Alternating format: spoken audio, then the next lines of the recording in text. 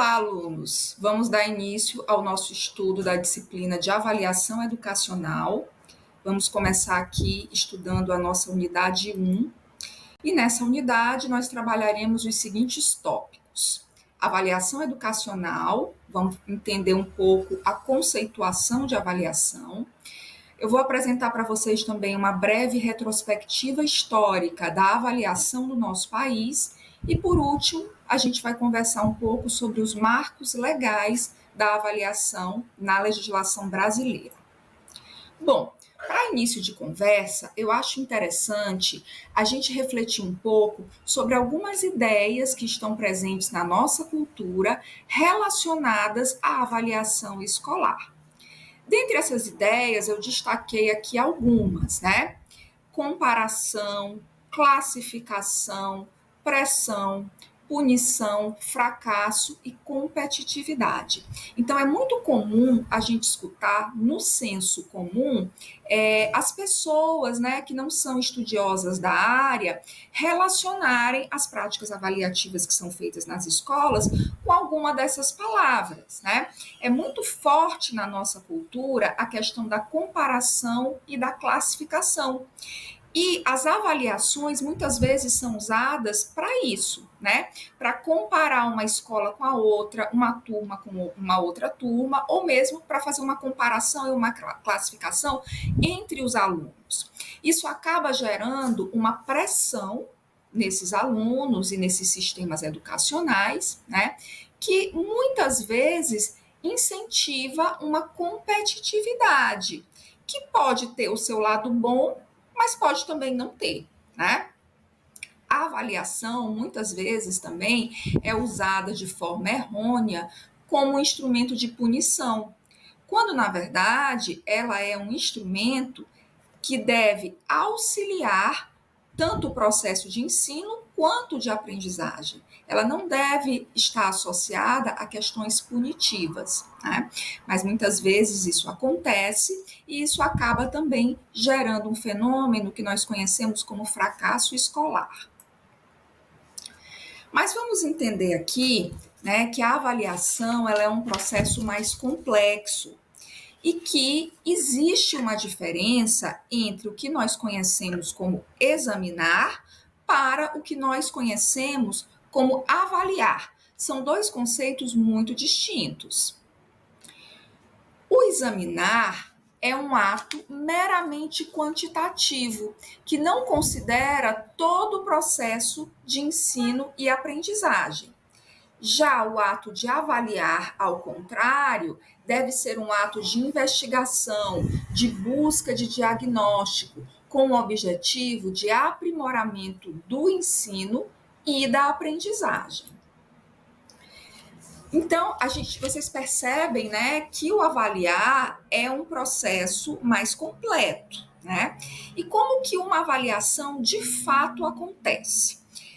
Eu estou apresentando aqui para vocês um quadro sobre a prática avaliativa. Aqui a gente pode perceber de forma mais clara como que uma avaliação acontece ou como ela deveria acontecer, né? Então, primeiramente, eu coloquei uma pergunta aqui: como avaliar? Né? Então, como avaliar? A gente pode avaliar de múltiplas formas, de diversas maneiras. Uma avaliação, ela pode ser feita a partir de uma participação em uma aula. Eu posso também usar testes diagnósticos, posso fazer a aplicação de um questionário, posso solicitar que o meu aluno faça um relatório, ou posso avaliar também a partir de alguma atividade prática, de uma atividade de campo, por exemplo, como uma visita técnica, tá? Dependendo aí do componente curricular, né, do nível de ensino.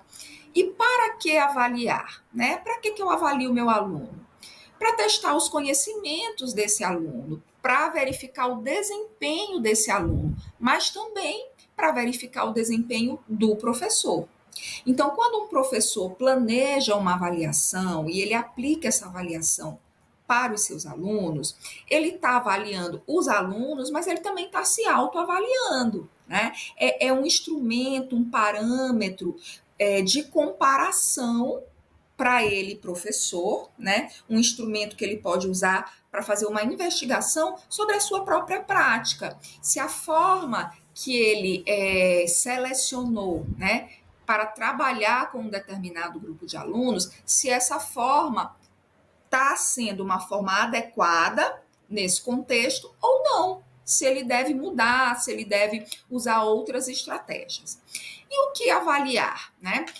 O professor deve ter em mente que ele deve avaliar os tópicos principais de um conteúdo trabalhado. A gente nunca consegue avaliar o conteúdo na sua totalidade. E isso nem seria necessário. O relevante, o importante é que a gente foque naquilo que é principal. E quando avaliar? A gente deve avaliar sempre, né? A gente pode avaliar em todas as aulas ou sempre que trabalharmos um conteúdo novo. Podemos fazer avaliações semanais, podemos fazer avaliações semestrais ou avaliações mensais, bimestrais, tá? Isso aí vai do critério, né, do planejamento que é feito pelo professor, que é sempre um planejamento baseado, tá, no contexto no qual ele está inserido. Tá? Então, algumas escolas exigem que sejam feitas avaliações mensais, outras que sejam avaliações bimestrais. Então, isso varia. E como julgar as informações que obtive a partir dos resultados? Essas informações, elas podem ser julgadas individualmente ou coletivamente, ou de ambas as formas, sempre analisando os contextos nos quais elas acontecem. Aqui nesse slide, né, eu decidi colocar uma figura de um iceberg. Eu acho que vocês já devem ter ouvido falar no iceberg. O iceberg é aquela grande montanha de gelo que normalmente a gente encontra lá no Polo Norte, né? Então é uma montanha mesmo muito grande, só que de gelo, e a maior parte dessa montanha a gente não consegue ver porque ela está submersa. Então, quando a gente pensa em avaliação, é interessante a gente pensar nessa metáfora do iceberg, que uma avaliação, na verdade, ela é somente a ponta desse iceberg. O que dá sustentação, o que dá base para essa montanha de gelo é justamente o que está abaixo, que está submersa na água, que muitas vezes não é perceptível a olho nu, né? Que é a questão da preparação.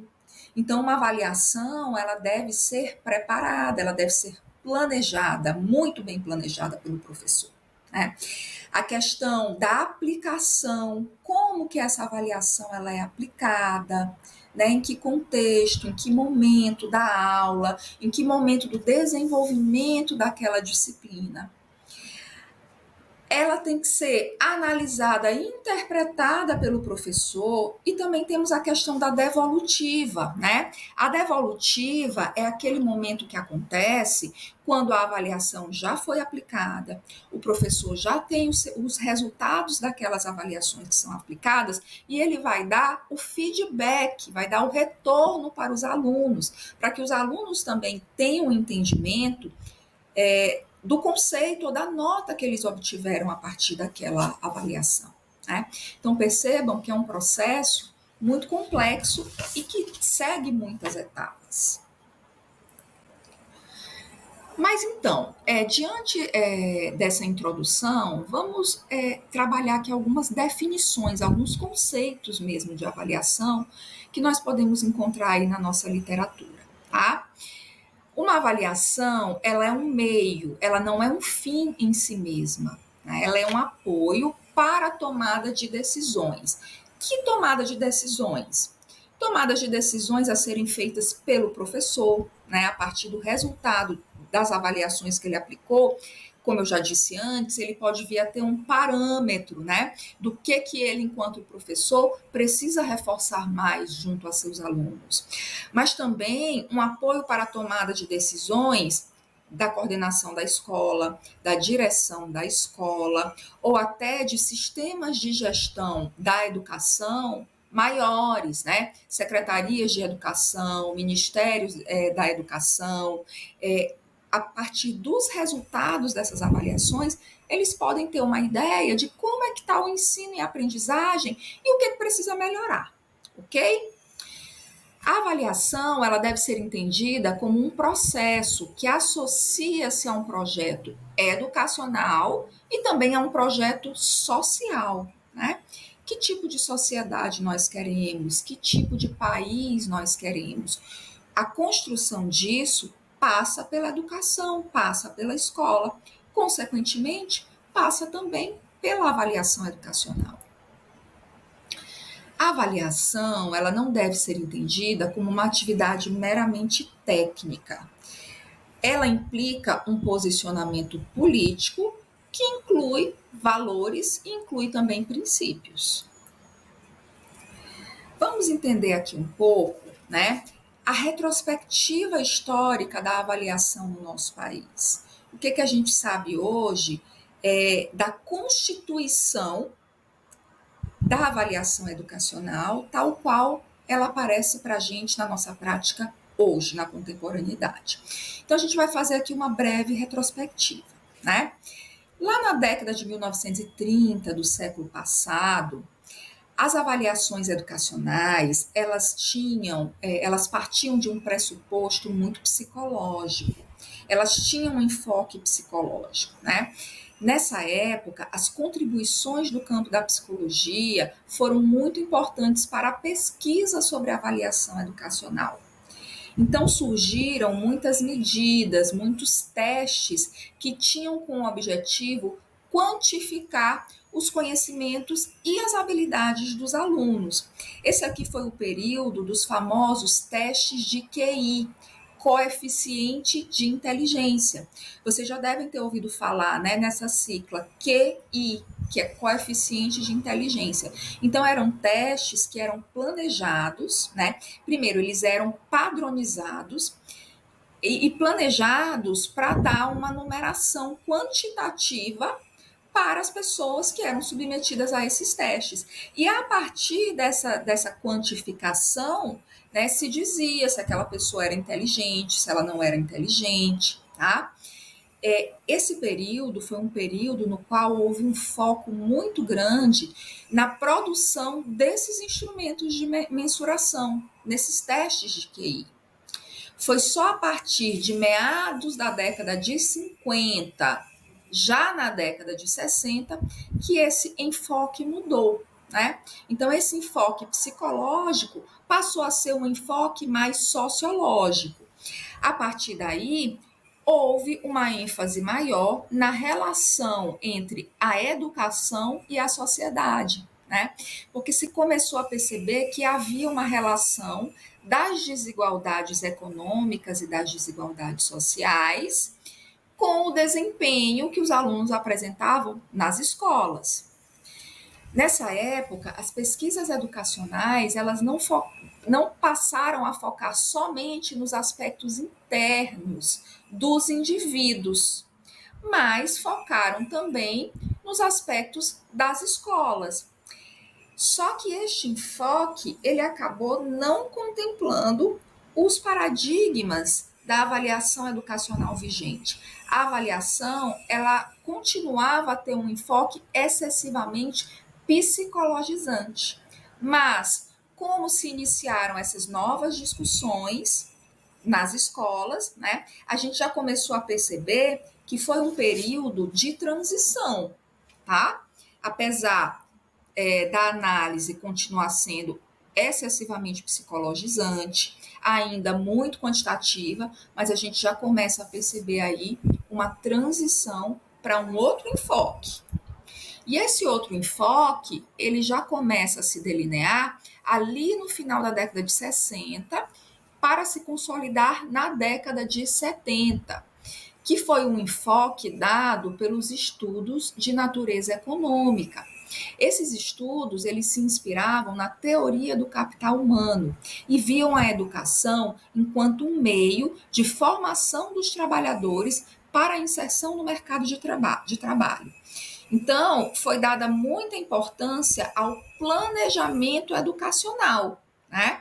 A educação, ela deveria, nessa época, ser muito bem planejada para que a máquina capitalista continuasse a funcionar a contento.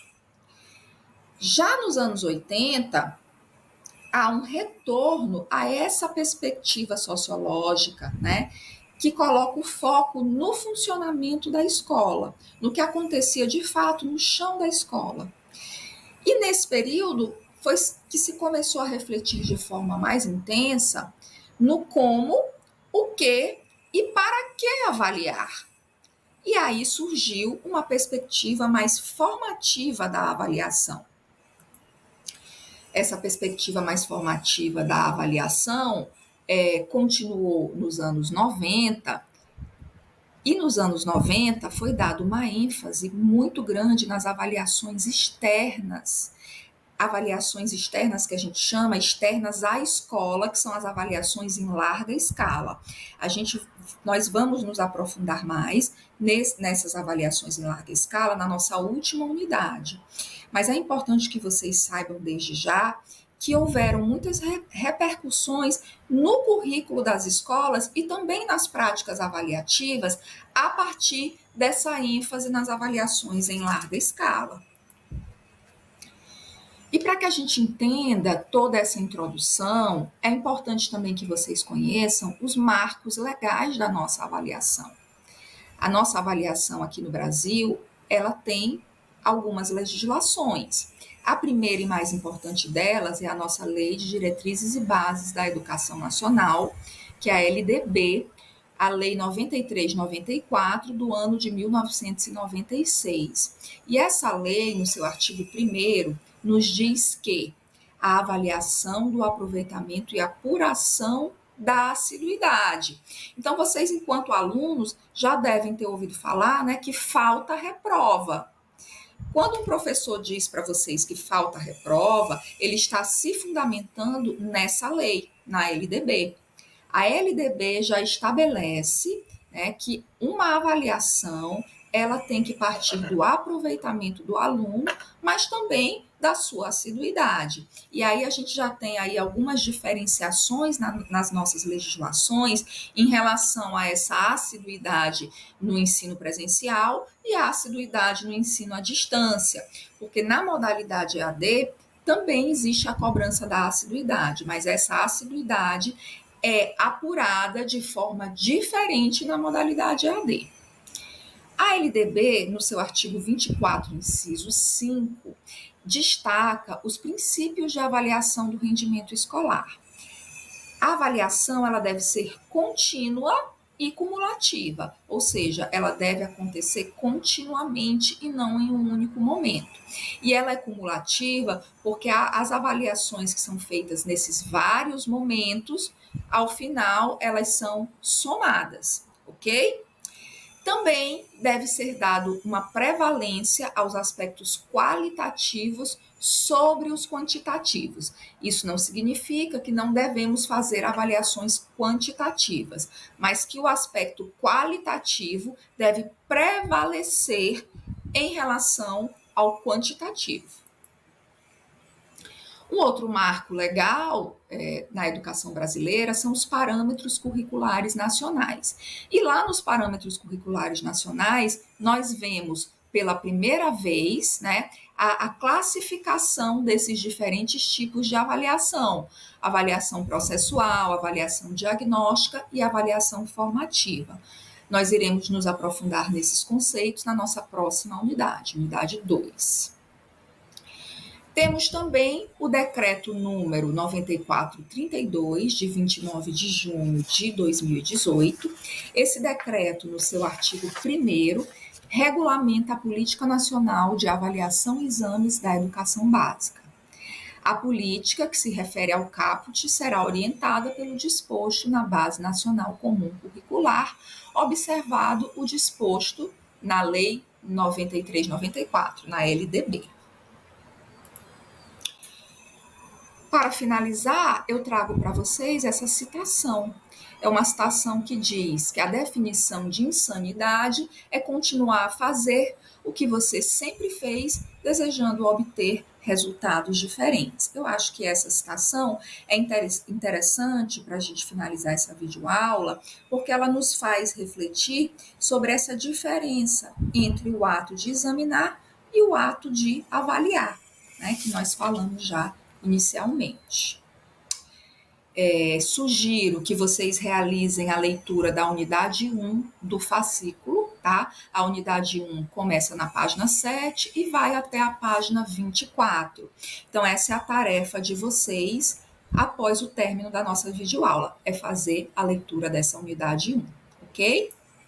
Aqui eu apresento as referências que eu usei para planejar essa videoaula. Nessas referências eu coloquei alguns vídeos da Universidade Virtual do Estado de São Paulo. São vídeos muito bons, muito explicativos sobre esse assunto. E eu sugiro também que depois vocês recorram lá ao YouTube e assistem também essas outras videoaulas que vão enriquecer muito os conhecimentos de vocês sobre esse tema. Bom, agradeço a atenção que vocês tiveram até o momento. A gente finaliza a nossa unidade 1 por aqui e eu desejo a todos um excelente aproveitamento e bons estudos.